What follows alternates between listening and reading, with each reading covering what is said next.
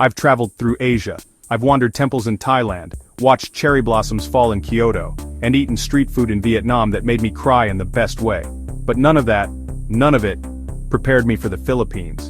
And when I say it shocked me, I mean it, not in the way you think, not with flashing lights or skyscrapers or ultra-modern trains, but with something so rare, so human, it stopped me in my tracks.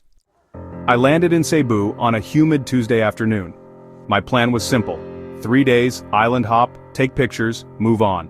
But 24 hours in, I knew something was different. A stranger on the street called me Kuya. A sorry store owner refused to let me pay for water. She smiled and said, "Don't worry, you're like family now." I thought I was just another tourist. They treated me like I came home.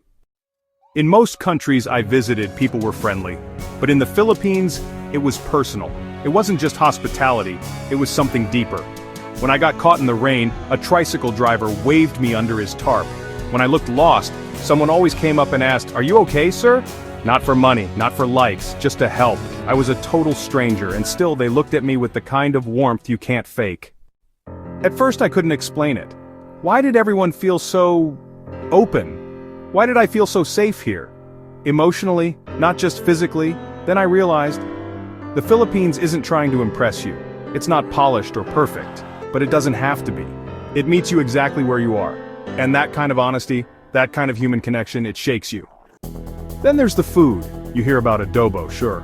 But nothing prepares you for it when it's served to you by a Lola who insists you eat more even when you're full. There's no menu, no fuss, just rice, a humble pot, and the unspoken rule. You don't leave until you've eaten like you haven't in days. And halo, it's like childhood in a cup, sweet, cold, chaotic, and somehow perfect. But here's what really shocked me. In a place where people have less, they give more.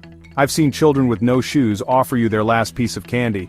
I've watched families with small homes make room at the table for one more guest. Always one more. There is generosity here that doesn't come from wealth, it comes from spirit. You don't just travel to the Philippines, you feel it. It seeps into you. The laughter, the music, the resilience. I met people who lost their homes to typhoons and still sang karaoke that night.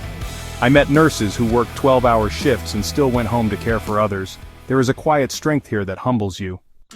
Before coming here, I thought I was well-traveled. I thought I understood Asia.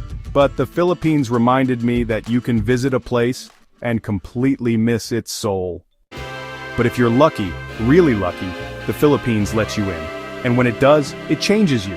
Not just as a traveler, but as a human being. I came for the beaches. I stayed for the people. I expected paradise.